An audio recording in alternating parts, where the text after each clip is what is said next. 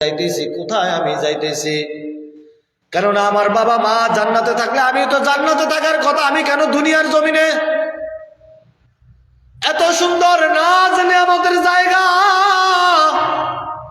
ওই যে ইবলিস শয়তান বলতেছে আমি আল্লাহ তাআলার হুকুম না মানার কারণে জান্নাত থেকে আমাকে বের করে দিয়েছে।